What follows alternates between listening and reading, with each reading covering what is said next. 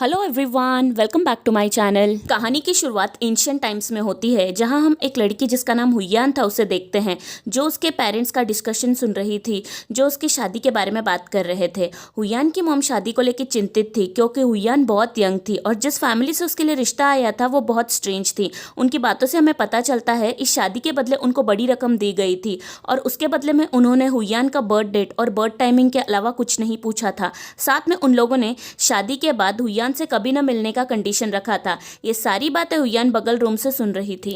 अगले सीन में हम हुयान को एक ट्रेडिशनल चाइनीज वेडिंग कैरेज में देखते हैं और बाहर रेनबो बारिश हो रही थी। हुयान अंदर से लोगों की बातें सुन रही थी, जो बात कर रहे थे कि आज किसी फॉक्स की शादी होने वाली है और अंदर कैरेज में कोई नॉर्मल लड़की नहीं है। ये सब बातें सुन के हुयान डर जाती है। अब कैरेज एक जगह रुकती है। हुयान पूछती है कि ये कौन सी जगह है, पर उसे एक आदमी की आवाज़ सुनाई देती है जो उसे क्वेश्चंस नहीं पूछने बोलता है। अब नेक्स्ट सीन में हुयान रूम में वेट कर रही थी। उसे एक यंग लड़के की आवाज़ सुनाई देती है जिसका नाम हेलेन जिंग था, जिसने लकड़े का मास्क पहन रखा था। वो रूम में आने के बाद हुयान से माफ़ी मांगता है और बोलता है कि जो कुछ भी हुआ है उससे वो खुद भी अनकंफर्टेबल है। वो हुयान को बताता है कि उसके पिता नहीं चाहते कि उनकी अभी शादी हो, पर रीति रिवाज के हिसाब से उन्हें आज का रात एक साथ बिताना पड़ेगा। हेलेन जिंग हुयान को एप्पल खाने देता है, पर वो मना कर देती है और घर जाने की बात करती है। पर हेलेन एप्पल खाने के लिए इंसिस्ट करता है। वो उसके लिए पूरी रात वेट करने के लिए तैयार था। जब हुयान एप्पल खाती है, हेलेन जिंग अपना मास्क निकालता है।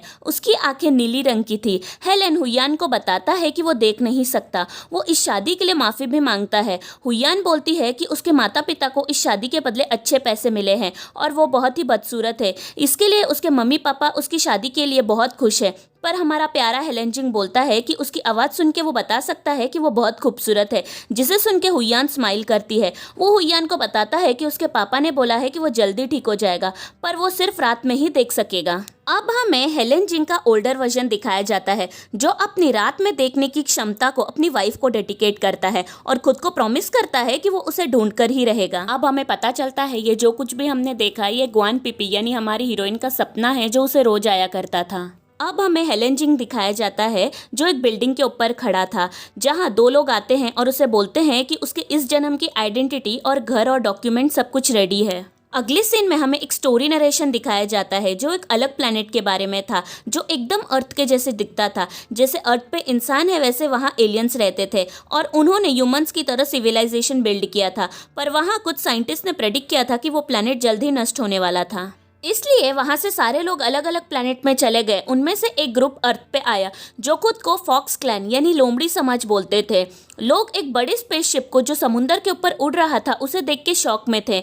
एलियंस की पूरी बॉडी सफेद फेदर से कवर थी और वो बिना पंख के उड़ते थे। फॉक्स क्लैन ने अर्थ पे रहना सीख लिया और खुद को इंसान की तरह दिखने वाला बनाया। नरेटर आगे बताता है कि इंसान और फॉक्स के बीच संबंध हमेशा टेंशन भरे थे, लेकिन इस टॉपिक पे इंटरेस्ट रखने वाला एक गवर्नमेंट ऑफिशियल ने इसे ग्वान यीजी नामक एक स्टोरी बुक में एक्सप्लेन किया है। वो स्टोरी बुक दूर दूर तक फैल चुकी थी, इसलिए फॉक्स क्लैन की लोगों पे इंटरेस्ट से ज़्यादा डर में बढ़ गई और उन लोग इंसान से कम दोस्ती रखने लगे। इसलिए फॉक्स क्लैन के पास अपनी पहचान इंसानों से छुपाने के अलावा कोई भी रास्ता नहीं था।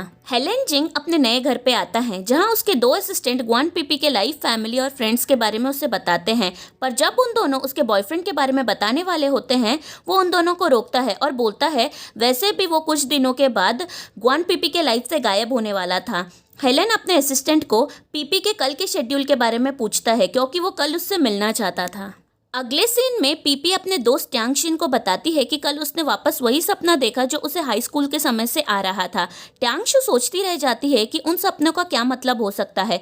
तभी ताओ जाइलिन, पीपी का बॉयफ्रेंड, आता है। अब उन तीनों के कॉन्वर्सेशन से हमें पता चलता है कि जाइलिन और ट्यांगशिन का रिलेशन कुछ ज़्यादा ही अच्छा था। पीपी भी उन दोनों की क्लोजनेस को फील कर सकती थी। पीपी ने उसके बॉयफ्रेंड के साथ आज का दिन स्पेंड करने के लिए छुट्टी लिया था, पर उन दोनों की प्लान सुन के वो वापस काम पे आ जाती है। अब काम पे पीपी को उसके कलीग्स कॉफ़ी लाने भेजते हैं। वो कॉफ़ी शॉप जाती है जहाँ उसकी दोस्त शाओजू काम करती थी। वो अपने दोस्त को बोलती है कि उसके और जाइलिन के बीच में दूरियां बढ़ रही है। शाओजू एक अच्छे दोस्त की तरह पीपी को बोलती है, एक तो उसे ब्रेकअप करना चाहिए या तो उसे अपने रिश्ते को सुधारने की कोशिश करना चाहिए, कंप्लेंट करने की बजाय। तभी कॉफ़ी कैफ़े में एक लड़की अपने बॉयफ्रेंड के ऊपर पानी फेंक के वहाँ से चले जाती है। शाओजू उस आदमी को टिश्यू देती है और उसे दिलासा भी देती है, शायद वो उसे पसंद करती थी। पीपी भी वहाँ से चली जाती है। अब एक मॉल के बाहर हेलेन पीपी से मिलने के लिए वेट कर रहा था।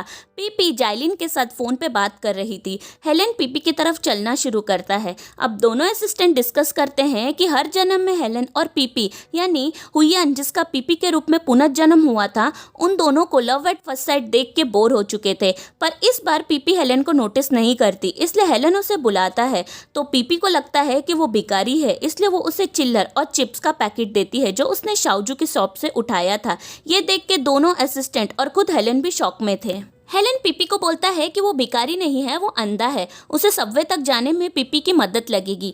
पीपी उससे माफ़ी मांगती है और सबवे के रास्ते लेके जाती है। अब रास्ते में एक चोर पीपी का वॉलेट चुरा के भाग जाता है।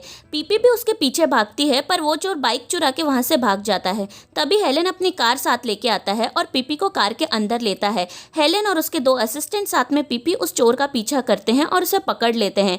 पीपी को उसका वॉलेट मिल जाता है। पीपी उन तीनों को थैंक यू बोलती है। हेलेन पीपी को अपना बिजनेस कार्ड देता है कि अगर उसे फ्यूचर में कुछ भी प्रॉब्लम होगा तो वो उनको कांटेक्ट कर सकती है। अब उनकी कार चोर का पीछा करने में खराब हो चुकी थी, इसलिए वो तीनों चलते हुए वहां से जाते हैं। उन्हें सामने डॉग दिखता है, इसलिए तीनों फाउंटेन पे चढ़ जाते हैं। शायद फॉक्स क्लैन को डॉग से डर लगता होगा और यहाँ सीन कट कर दिया जाता है। जाइलिंग पढ़ाई के लिए ओवरसीज जाना चाहता था पर उसे वहां जाने के लिए कोई भी प्रोफेसर का रिकमेंडेशन लेटर चाहिए था, इसलिए जाइलिन और ट्यांगशिन प्रोफेसर लाओ के ऑफिस के बाहर वेट कर रहे थे। पर जब जाइलिन का टर्न आता है वो अंदर जाने से डरता है, इसलिए ट्यांगशिन उसके बदले अंदर जाती है। अंदर प्रोफेसर लाओ और ट्यांगशिन फर्दर स्टडीज के बारे में डिस्कस करते हैं। प्रोफेसर उसे स्टैनफोर्ड यूनिवर्सिटी में पढ़ाई करने के लिए एनकरेज करता है और रिकमेंडेशन लेटर पे साइन करने को तैयार हो जाता है। पर ध्यान से देखने पर प्रोफेसर लाओ को जाइलिंग का नाम दिखता है, पर प्रोफेसर उसका नाम नहीं जानता था, इसलिए ट्यांगशिन सिचुएशन का फायदा उठाते हुए दबाव देके बोलती है कि वही जाइलिंग है क्लास 3 से। प्रोफेसर कंफ्यूज हो जाता है पर ट्यांगशिन का क्लीवेज देख के वो साइन कर देता है। ट्यांगशिन जाइलिन को रिकमेंडेशन लेटर देती है और वो बहुत खुश हो जाता है। ट्यांगशिन जाइलिन को बोलती है कि उसने कभी भी प्रोफेसर लाओ का क्लास अटेंड नहीं किया, ये तो उसकी अच्छी एक्टिंग थी, इसलिए प्रोफेसर लाओ ने उस पर विश्वास कर लिया। अगले सीन में पीपी घर जाती है। उसके पेरेंट्स बार्बर शॉप चलाते थे। पीपी की माँ उससे पूछती है कि वो जाइलिन को बर्थडे पे क्या गिफ्ट देने वाली है और वो पीपी को बोलती है कि बर्थडे के दिन वो जाइलिन से शादी की बात कर ले, क्योंकि बर्थडे के दिन पे जाइलिन के माता पिता भी आने वाले थे। पीपी जाइलिन को बर्थडे पे कुछ स्पेशल गिफ्ट देना चाहती थी, इसलिए वो अपनी माँ से पैसे मांगती है पर उसकी माँ मना कर देती है। अब एपिसोड के अंत में हेलेन जिंग पीपी की फोटोज देखते हुए बोलता है कि वो उसे मिस करता है। वो अपना इंट्रोडक्शन देता है जहां वो खुद को 900 साल से ज्यादा एज का बताता है। वो फॉक्स क्लैन का राइट प्रीस्ट था, उसका दर्जा किंग के बराबर था। वो बोलता है कि वो उसके लिए कुछ भी करने को तैयार है, यहाँ तक कि वो अपनी जान देने के लिए भी तैयार है। आप लोगों को ये नया सीरीज कैसा लगा मुझे कमेंट करके जरूर बताइएगा।